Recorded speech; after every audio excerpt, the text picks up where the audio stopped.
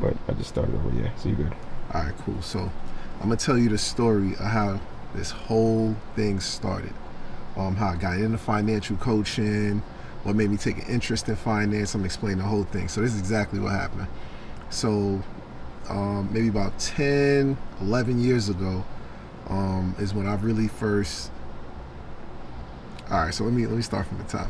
Okay, so getting out of college, I had my mom had given me a car. It was a white Toyota Corolla. This is how this whole story really starts. It was a white Toyota Corolla, and she gave it to me. It didn't have no car note, it didn't have nothing on it, and I was so happy to have a car. I was living in Harlem at the time, and commuting to school was difficult, so I was just so happy to have a car.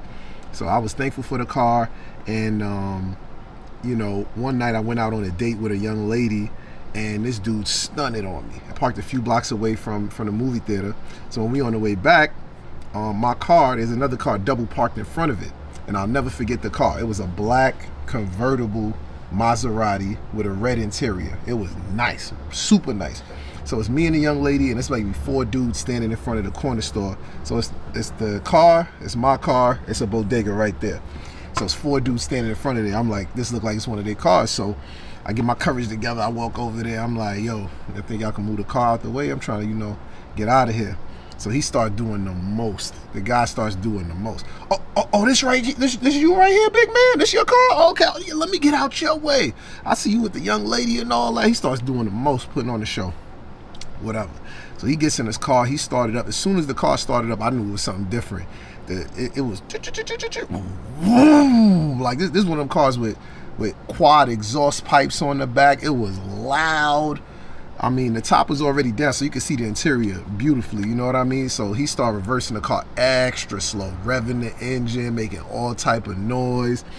So, I go to the opposite side of the car. My car, I had to put the key in the door to twist it. It was manual everything. To open shorty door, let her get in. I come around, I get in the car. I'm like, nah. It just wasn't feeling right, you know what I mean? So as we peel off, she see I'm a little salty, so she look at me, she's like, fuck that dude, you know what I mean? One day you gonna get your own, da-da-da-da-da. And I'm like, no, fuck that, not one day. I'm like, next year I need something different. My ego jumped out at me, you know what I mean? Seeing somebody with such a nice car showing off, and, my car was way more humble. I should have just been thankful I had a car, let alone had a paid off car, but my ego got the best of me. I wanted to shine a little different.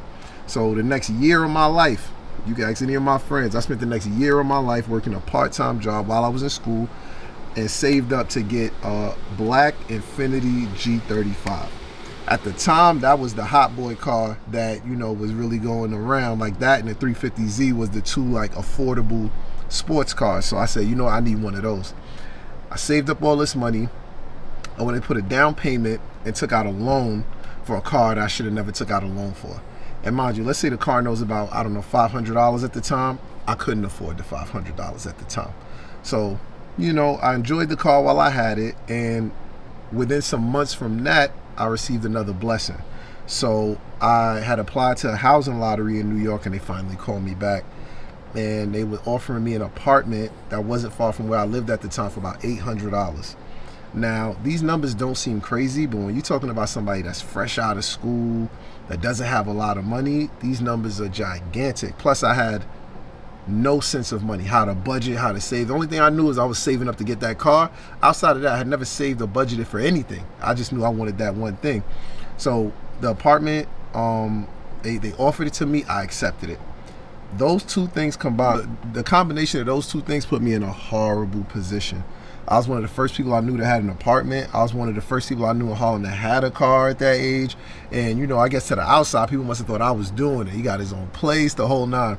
I was broke. At the time, I used to like to be outside a lot. Wherever the parties was at, the barbecues was at, that's where I was.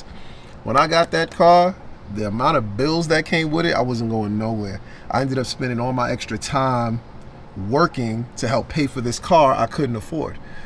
Brakes go out, windshield wiper need to change, tickets, tires, anything happen, I'm living hand to mouth at this point with this car. So that's the scenario I'm in when this next piece jumps in. So, I have a conversation with my mom, and she kind of, let me know. that her and my dad are going to be separating. So, my first thought was, I'm going to have to help my mother out. My second thought was, you don't have no money to help your mother out.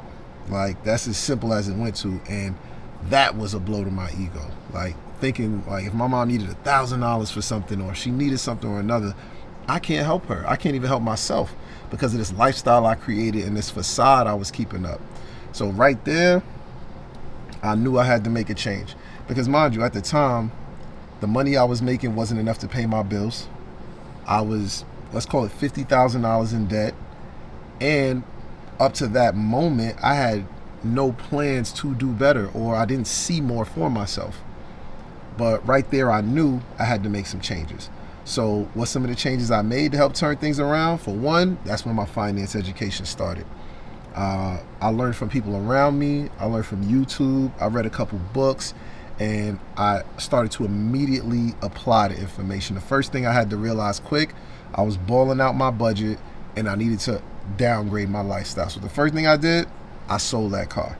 And, it was my pride and joy at the time. That was my point of pride. I couldn't think of many things in this world I loved more than that car at the time, but it was not worth continuing to be in this situation to impress, to do what I thought was impressing people, which in reality, they probably didn't care. So first thing I did was sold the car. That helped take that budget off my plate. I was so glad I did it. One of the best moves I made.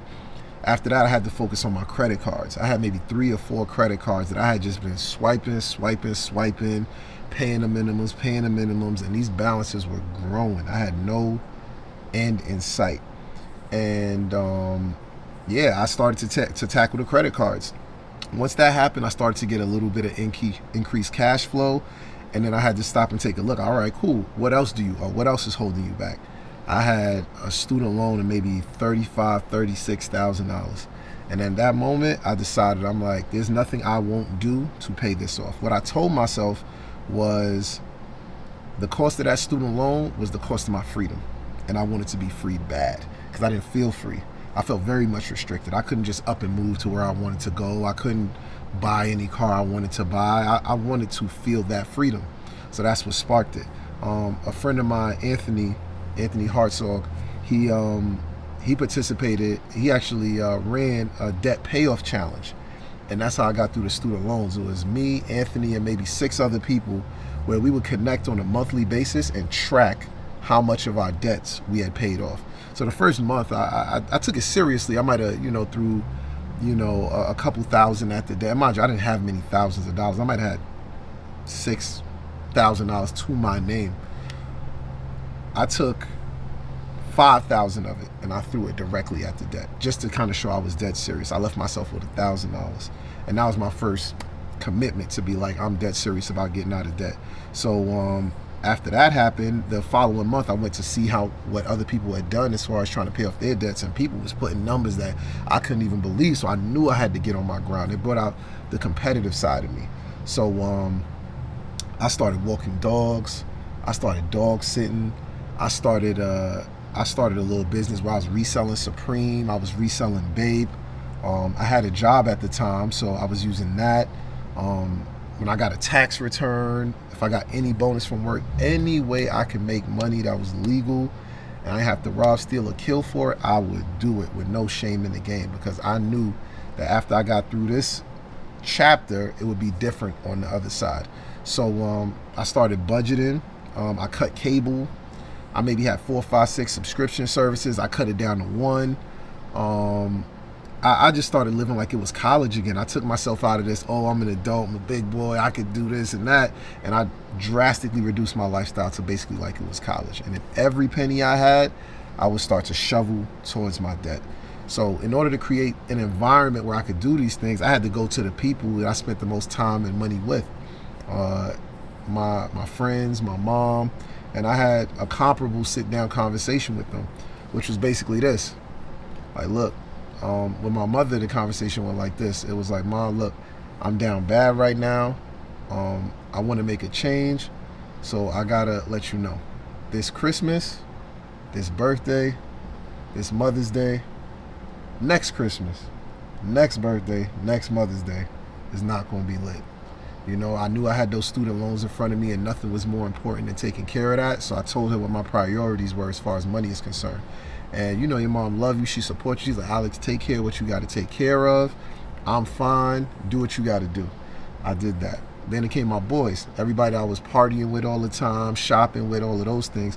I sat them down and I told them, I said, hey, look, I need y'all help. And they were asking me, all right, you know, what's going on? How's everything? Like, you know, you good? What you need help with? So I told them, I'm like, look, this is my mission right here. I'm trying to become debt free so I can start the process of becoming a millionaire. So I need y'all help in terms of, if y'all see me partying or attempting to shop or doing something that don't look like paying off my debt, I need y'all to call me out on it. And the other thing is, I'm not going to be going out no more. I can't afford to be popping bottles in a club. I can't afford to go on this vacation. All of that is out the window for me until my priorities are in order. Mixed bag reactions. You got one group that's like, yo, you being mad cheap, it's not that bad. You got the group in the middle that's like, nah, I hear you, I'll support. And then you got a small group that's like, I need to do what you doing because I'm fucked up too. Either way, they knew what it was, and I let them know, like, yo, I still want to hang out with y'all, but if we gonna hang out, going forward, it got to be different. Like, y'all can come to the crib, I'll order pizza, y'all bring a bottle, you know what I mean? We can find other ways to enjoy ourselves. I had a bunch of board games at the crib, PlayStation, big stereo speakers, so we used to just hang out and party at the house. I'm like, we don't got to do this outside. I went and bought a hookah, Uno cards, anything you can use to stay in the house and entertain yourself, I had it at the crib, and that's where I was. I locked myself down for about 2 years and made that a priority. Emerging on the other side of that, I was debt free. It was one of the greatest feelings of accomplishment I ever had in my life. My cash flow was as high as it ever been because I didn't owe nobody. So when I got my paycheck, it was mine to keep. The discipline I'd built over that 2-3 year period of, you know, being very intentional with where every dollar went, having a plan, it finally paid off. My next goal after that was to have an emergency fund. At that time, that whole time, I only had $1,000 to my name. So at this point, it was really easy to start saving money. So I saved up my first emergency fund of about $20,000, maybe $25,000. That was the first time I had that much money in my life. And the funny thing is, you know, they always say prepare for a rainy day. Right when I got my emergency fund to $25,000, that's around when the pandemic hit and I lost my job. So it wasn't the first time I'd lost a job, but it was the first time I'd lost a job and had money. And let me tell you, it hit very different. When I'd lost my job before and I didn't have any money, panic started to set in. I'm like, how am I going to pay next month's rent? Immediately, I knew within 30 days if something didn't change, I could drown. This time, I literally went to my emergency fund. I took out 3 months' worth of rent, gave it to my landlord. I triple paid my Con Ed bill. I triple paid my cell phone bill. Whatever bills I had, I just paid them for 2-3 months out just to give myself a peace of mind, a cushion that, hey, while I look for a job, I'm going to be fine. And let me tell you, it's one of the best things I ever did. I had not regret one move I made in the last 3 years, especially leading up to that point. But that was really the beginning of when, you know, my money started to grow. I mean, fast forward to now, I crossed over into $1 million in January of 2024. That was about a year ago, and it was amazing. And what does that look like? Equity split between 2 properties, my personal home, and my wife and I have an investment property. We both have healthy retirement savings, IRAs, 401ks, HSAs. We have 529 for our daughter. We have a custodial brokerage for our daughter, a portion in cash in case of an emergency, and 2 paid off cars. I got a Mercedes S-Class. My wife has an Infiniti Q5 truck. They're both paid for. So my life is in a drastically different place. I don't, you know, worry about the same things I used to worry about the same way. I feel peace of mind knowing that if something comes my way, it'll be an inconvenience, not necessarily an emergency. It's given me new goals. I mean, one thing I realized quickly is I'm like, hey, if I do this, if I can apply myself to do this, then what's possible? So, you know, along the way is when, you know, becoming a financial coach became my passion. One of the first things I did when I paid off my debt is I went to one of my friends' house, my boy Kevin. I sat down with him and his wife, and I made them a whole financial plan. I said, because what I want for me, I want for my brothers. So everybody around me, I tried to put them on the same plan immediately. You know what I mean? So I went to my friend's house and made him a whole plan with him and his fiance, and he suggested it to me. He's like, yo, bro, you good at this. Everything you've learned, like, it's clear you can help people. He's like, you should do this. And right there, I felt like I found my purpose, was to help people make a clear path to their financial goals, help people achieve their financial goals, solve their financial problems, develop positive money habits, relieve anxiety around money, and have a game plan to give them hope for the future. So that's why I do what I do now. So, you know, finance has been a passion of mine for maybe 10 years, and I love to teach.